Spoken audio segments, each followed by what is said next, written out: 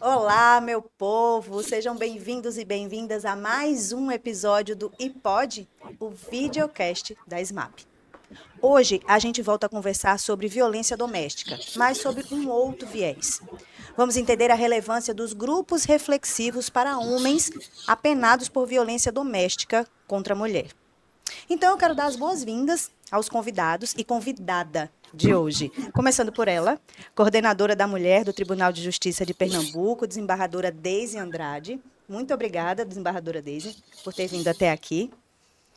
E na nossa mesa colorida, nós ainda recebemos hoje os educadores Wagner Montenegro. Muito obrigada, Wagner, por ter vindo.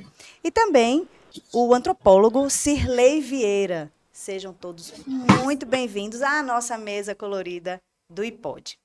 Mas como o nosso programa também é interestadual, quiçá internacional, vamos ter conosco também os professores Daniel Martins e Mano Beiras, ambos da Universidade Federal de Santa Catarina. Eles participam, né, desse iPod de forma remota. Sejam bem-vindos, professores. Obrigada por ajustarem aí suas agendas para estarem presentes nesse nosso programa. Sejam muito bem-vindos. Obrigada.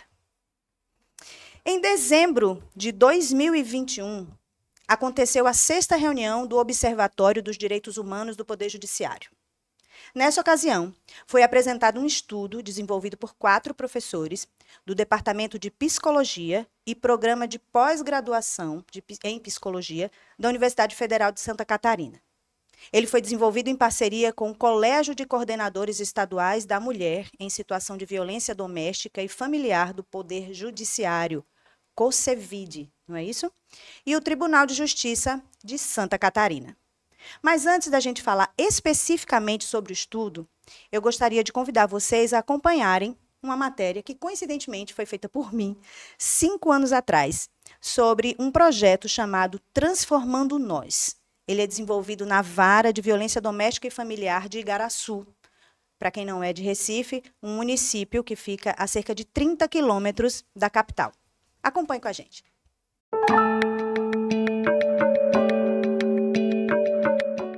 Transformando Nós surgiu de uma intenção de transformar nós enquanto coletividade, enquanto sujeitos, e também transformar os nós das relações, né, dos conflitos, dos momentos difíceis dessas relações, transformar em relações saudáveis. Quando você trabalha na vara de violência doméstica, você percebe de imediato a necessidade de se tratar a execução da sentença de uma forma diferenciada. E, diante dessa necessidade, a equipe estendeu o projeto Transformando Nós, que já existia, mas era limitado a essa fase de concessão das medidas protetivas, para além da sentença condenatória. Nós temos uma preocupação de acolher, de não julgar, de fornecer informações relevantes para a mudança da postura, né, diante da sociedade, diante da realidade, no seu contexto familiar e no seu contexto comunitário, social. Não basta somente a gente julgar, responsabilizar aquele homem, mas também prevenir novas ocorrências dessa violência. Para os sentenciados que recebem o benefício do SURSIS, suspensão condicional da pena, é apresentada também a necessidade de comparecer uma vez por mês aos grupos reflexivos, que acontecem no Fórum de Igaraçu. Nesses encontros são discutidos temas como conceitos de gênero, redefinições do papel do homem e da mulher, relacionamento com os filhos, como lidar com a raiva, tudo isso precedido de técnicas de respiração e iniciação à meditação. Inicialmente, eles chegam muito resistentes, sim, e eles expressam principalmente no corpo um sentimento de revolta, de injustiça, sentem raiva, e alguns chegam a dizer textualmente que não deveriam estar aqui, não queriam estar aqui.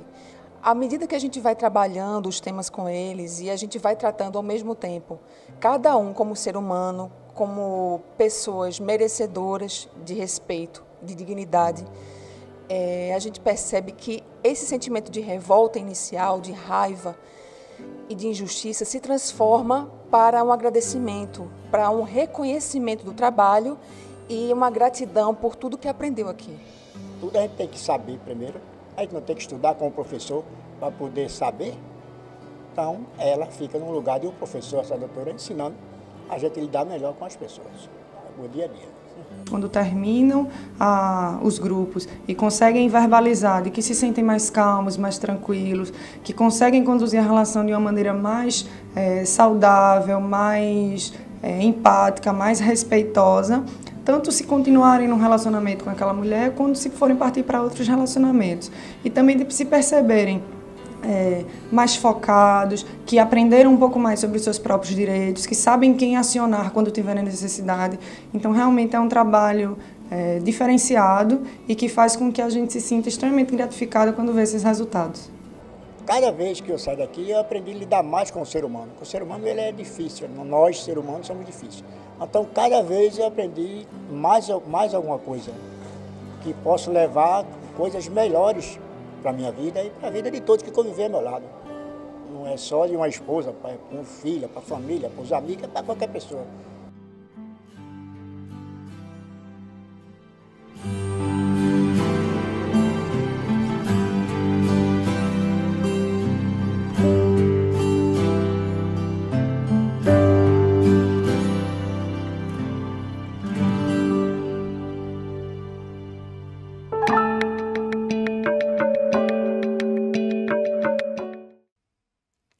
Bom, acho que essa matéria acaba trazendo bem à tona mesmo, né, o tema do estudo.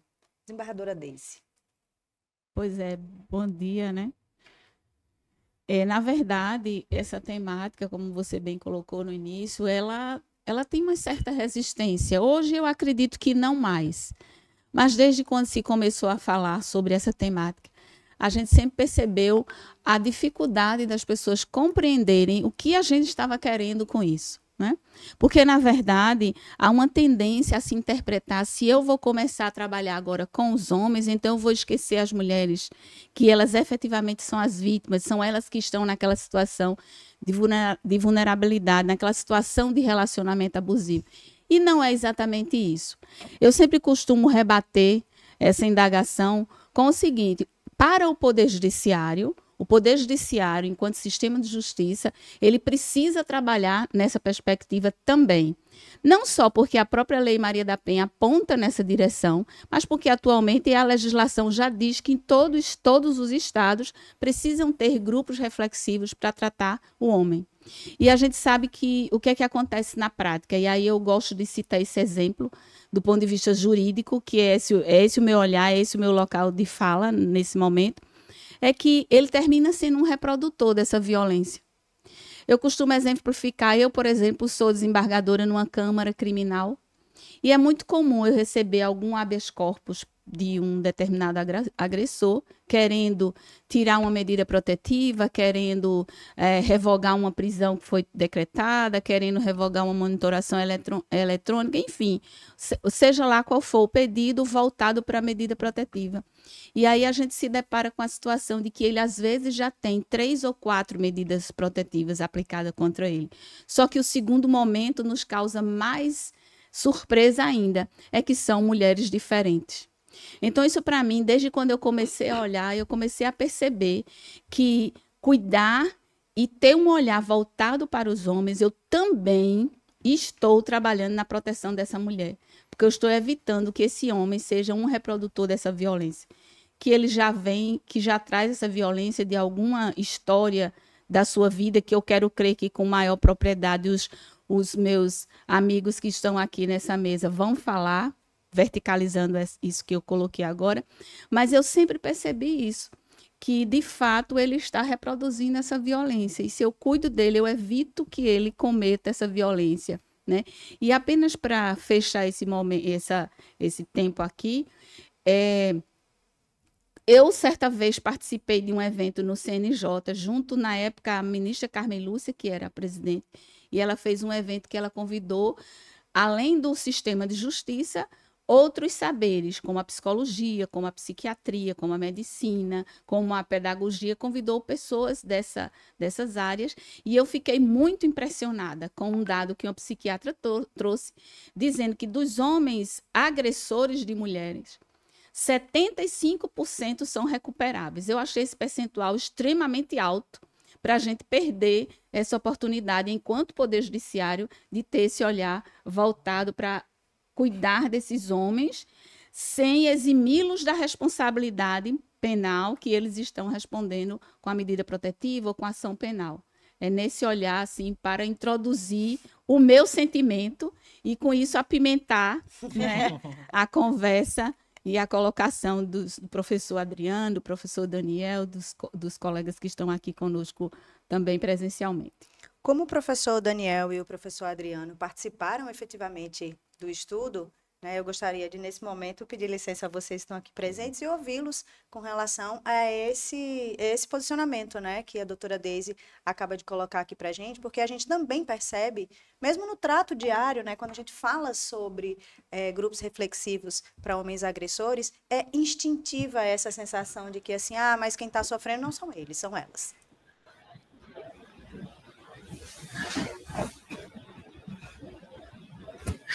Então, vai lá. Então, esse é um tema muito importante, porque nós precisamos, de fato, pensar de uma forma diferente, porque usualmente a gente acaba vendo a vítima e o autor exclusivamente. Eu acho que uma boa forma diferente de ver isso é que, então, assim, nós vivemos dinâmicas violentas e formas diversas de violência, e nós precisamos cuidar da família, da relação, das relações como um todo, para a gente poder modificar essa questão.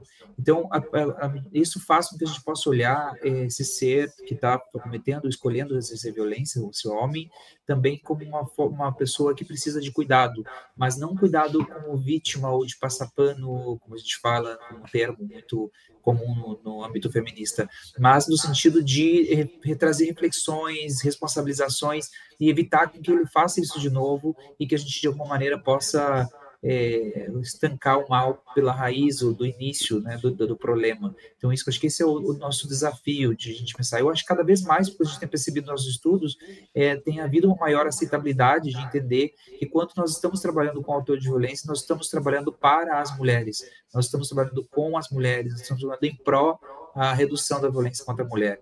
Mas isso também é importante que quem está trabalhando com um grupo de homens saiba e entenda que a gente precisa o tempo todo estar ouvindo e dialogando com as mulheres e com o que acontece com elas, para que os grupos não comecem a ser um lugar de homem para homem deslocado dessa relação, desse aspecto relacional com o gênero feminino.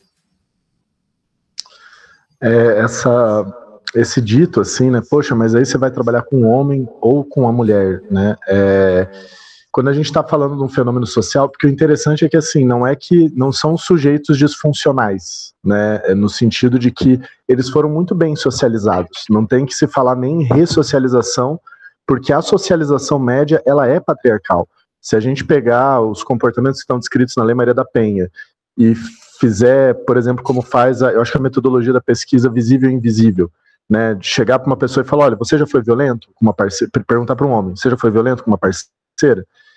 Eles falam não, mas aí quando você descreve os comportamentos, alguma vez você já pegou o celular, alguma vez você já falou da roupa, alguma vez você já fez isso, aquilo, a maioria vai falar sim, e vai dizer, não, mas eu não acho que isso é violento, porque veja só, porque aí vem as camadas de justificação, aí vem a normalização de várias coisas, né, para dizer que a violência ela é cotidiana, ela é corriqueira, que o homem que está no grupo ele não é diferente de um homem que está fora do grupo e que, portanto, o que a gente está falando ali não é exatamente de trabalhar ou recuperar sujeitos que estão quebrados, mas sim de começar uma mudança social, que é a finalidade da própria Lei Maria da Penha, né?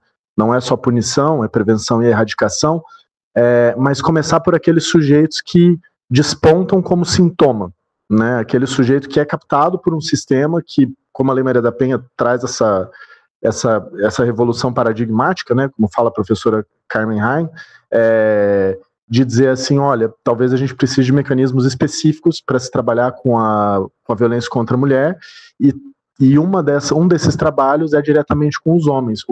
Tem um colega nosso, o professor Ricardo Bortoli, que ele usa a metáfora, né, de enxugar a água, ficar enxugando a água com a torneira aberta, né, ou com o cano furado.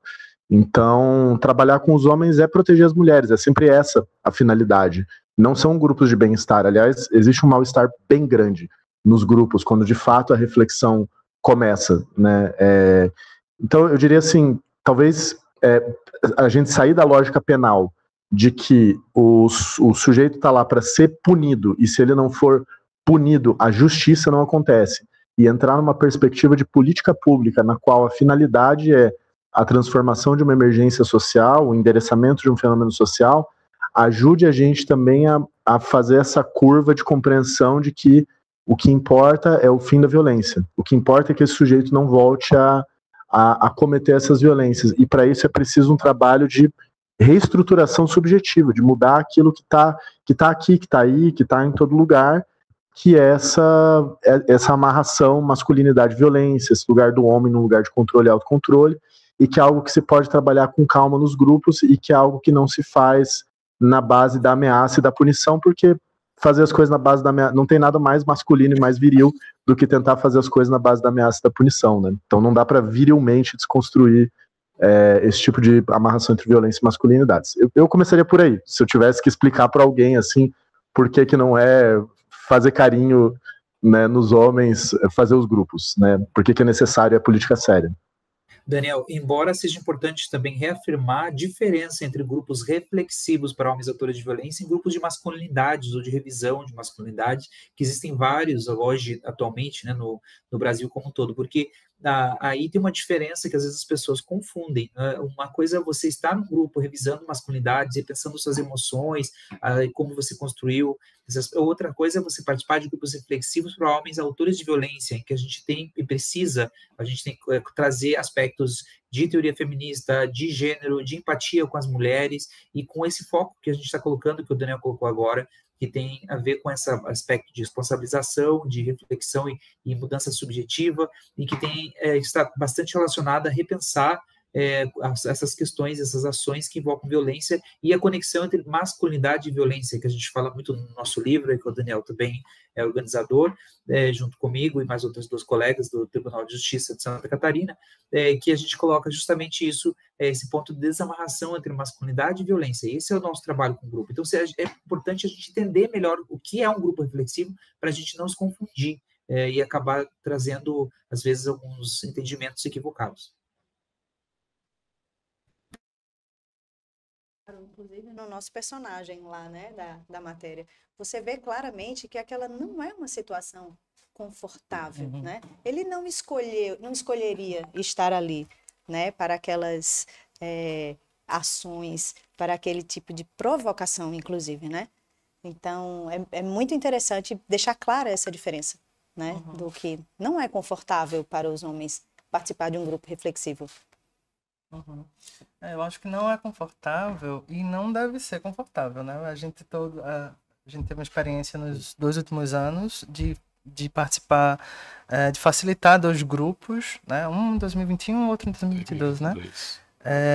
E sim, não é confortável a chegada deles lá, não é confortável entender que estão lá com uma determinação judicial, olhar pra gente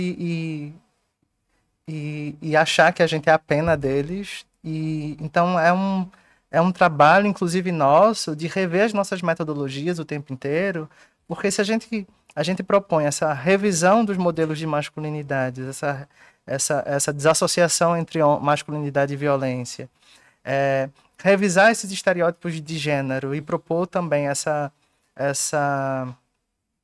reflexão, né, de forma mais profunda, a gente busca criar metodologias, né? Para isso, obviamente, a gente precisa de um acesso, inclusive, mais sensível com esses homens, né? Então, esse foi o nosso trabalho ao longo desses 2 anos de atuação com esses grupos que a gente fez aqui em Recife, né?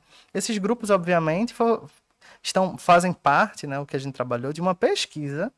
Então, é um grupo experimental. A gente experimentou as nossas metodologias que a gente tem desenvolvido pelo menos nos últimos 10 anos. Eu trabalho com uma metodologia específica chamada Teatro do Oprimido, que foca o trabalho a partir das autobiografias. Então, esses homens, quando chegam nesse grupo, no nosso grupo, né, a gente tem buscado trabalhar a partir das histórias que eles trazem para a roda, né? E aí, com esse intuito, assim, a gente está ensinando diretamente nada, assim, para eles, mas a partir enfim, de dispositivos artísticos, estéticos, que fazem parte dessa metodologia, a gente busca esse processo de revisão, né, desses modelos de masculinidades, de revisão, enfim, até compreensão mesmo sobre como que a Lei Maria da Penha foi pensada, né, porque tem muito discurso que a gente escutou lá que diz que a Lei Maria da Penha ela existe para prejudicar os homens. Não tem nada mais masculino também sobre isso, né? E aí a gente fala, desculpa, Silema, você falou em revisitar modelos e tal, que estão absolutamente arraigados, né? Assim, ele foi criado desse jeito, é a realidade que ele conhece, né? E eu acho que é muito importante a gente pensar na questão da metodologia, porque eu acho que o Adriano, né, e o Daniel, eles fazem um apanhado muito grande e fazem esse mapeamento do trabalho com grupos reflexivos. E a gente tem experiência de conhecer alguns anterior a esse trabalho que a gente realizou. E tem grupos bem interessantes, né? Foi citado aqui na nossa conversa anterior a questão do documentário Silêncio dos Homens, que traz um pouco dessa reflexão, né? E, claro, ali é um recorte, né? Mas há também experiências de grupos reflexivos que quem está à frente do grupo usa de metodologias que, a meu ver, não são muito adequadas, né? E eu acho que o Adriano foi muito certeiro em dizer, né? Porque se você quer fazer com que esses homens reflitam sobre a questão da violência na vida deles, como é que você vai agir numa questão de se colocar como opressor desses homens, né? Não é você ser amigo deles, mas você criar um canal de diálogo. E é isso que a gente tentou fazer a partir dos dispositivos. A gente utilizou muito a arte, né, para isso, os dispositivos que eles vão, a partir disso, trazer as histórias deles, né? Então eu acho que a partir dessas histórias é que a gente criava um caminho de diálogo com esses homens, inclusive colocando esse diálogo como eles próprios conversando com eles, né? E eles só iam se percebendo isso aos poucos, né? Então a nossa metodologia, e aí Wagner coloca com muita propriedade, foi experimental.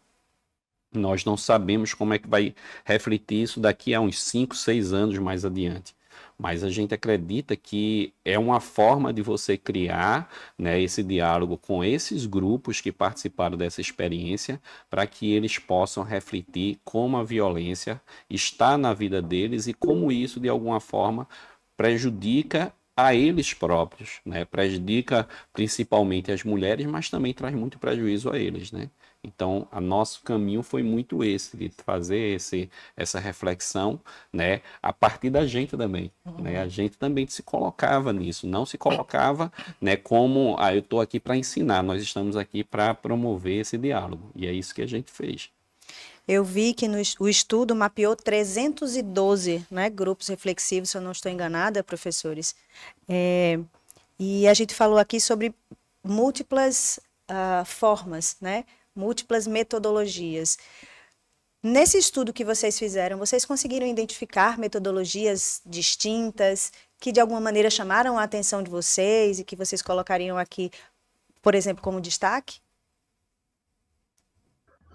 Sim, o que a gente percebe é que os grupos eles estavam, né, numa fase de artesania, porque o que acontece? Normalmente essas iniciativas elas nascem, como foi falado agora, de um desejo próprio de um sujeito que estuda o tema, ou de um grupo de estudos, ou de repente de alguém que é lotado, uma psicóloga que é lotada numa comarca, e daí ela já tem esse conhecimento, conhece lá o professor Adriano, acha importante.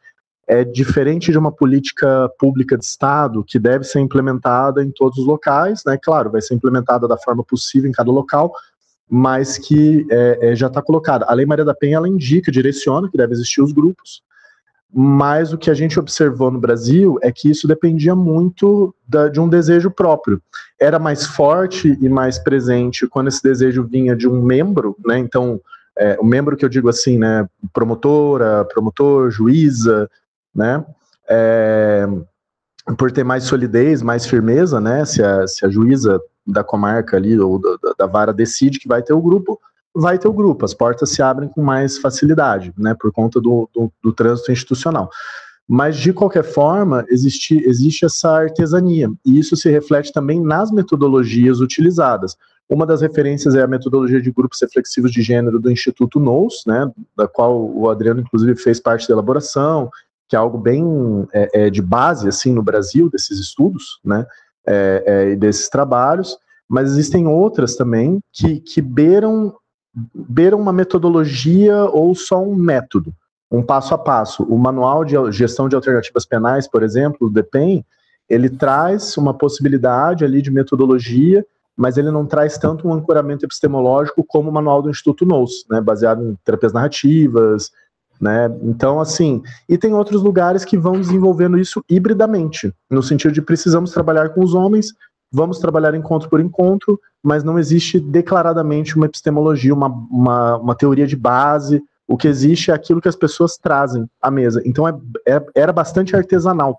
O mapeamento que foi, acho que, o primeiro momento que o pessoal conseguiu se ver nacionalmente, olhar uns para os outros e dizer, nossa, olha, nós existimos enquanto coletivo, né? Enfim. Então, mas uma das ênfases que nós fizemos nesse estudo, especialmente nas recomendações e orientações técnicas que nós colocamos no capítulo 6 desse estudo que foi feito em Santa Catarina, nacionalmente, mas pelo COCEVID e o CEVID de Santa Catarina e o Núcleo de Pesquisa Margens, que eu coordeno, foi que era muito importante usar metodologias ativas. E o que isso significa? Isso significa que essas metodologias precisam ser participativas e não um tom de palestras ou educativas, ou estritamente psicoeducativas, mas que a gente precisa trabalhar com formas de criar discussão e reflexão e implicação subjetiva nesses sujeitos e de maneira que eles possam sair de lá refletindo, promovendo sementes de transformação e possibilidades nesse sentido. Mas também nós verificamos, como o Daniel está colocando, que alguns locais tinham protocolos. Acho que essa palavra, Daniel, talvez que é no lugar de uma metodologia direta de um protocolo, que daí você já tem definido alguns temas e um número de sessões e o que se vai trabalhar naquele protocolo, adaptado a uma regionalidade, a um local ou algum outro protocolo internacional. E outros já têm uma base metodológica e epistemológica de trabalho, como essa do Nous, que trabalha com construcionismo social, com a pedagogia da pergunta do Paulo Freire, as questões dos estudos de narrativas, das terapias familiares sistêmicas também, que estamos trabalhando, e isso vai dando uma forma de produzir criativamente esses grupos a partir do conhecimento, a partir dos interesses específicos dos próprios sujeitos que estão no grupo, né? Então, a ênfase especial que a gente queria deixar de destaque é metodologias ativas e, em termos teóricos, como a gente estava falando antes, o trabalho vinculado às questões feministas e de gênero e dos estudos das mulheres também e das teorias de masculinidade para poder conectar melhor, teoricamente e metodologicamente essas questões. E visto que, com todo esse tempo, a gente já tem o know-how, o conhecimento de como deve ser. Então, a ênfase é que a gente olhe e para quem quer começar o grupo, para quem já está, observar essas orientações que foram dadas e que foram também validadas pelo Conselho Nacional de Justiça.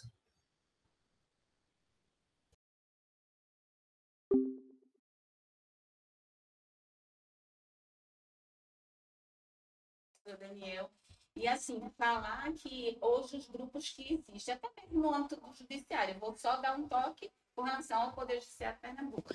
Falar nesses grupos que existem, e que existem assim de forma híbrida, às vezes até artesanal, eu teria um depoimento muito, para mim, muito significativo enquanto Poder Judiciário. É que mesmo sendo dessa forma, o resultado tem sido assim, indiscutível.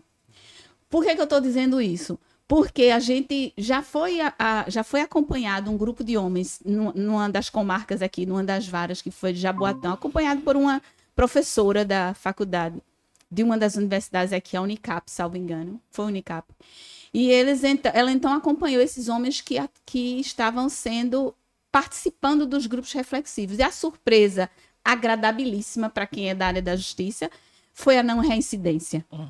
Então, quando o Poder Judiciário tem um resultado de não reincidência, já bate palmas para isso, que esse é o grande desafio, o grande desejo, que é reestruturar aquela pessoa, restaurar aquela pessoa, né? E quando você restaura nessa perspectiva de que ele não reincidiu em violência doméstica, pode até ter cometido algum outro tipo de delito, é possível, mas o foco na violência doméstica, ele não reincidiu. Eu fico a imaginar quando essas metodologias citadas aqui pelo professor Adriano e pelo professor Daniel forem efetivamente contempladas e aplicadas nesses grupos que já existem, então de fato o resultado vai ser muito, muito positivo, né? Muito restaurador.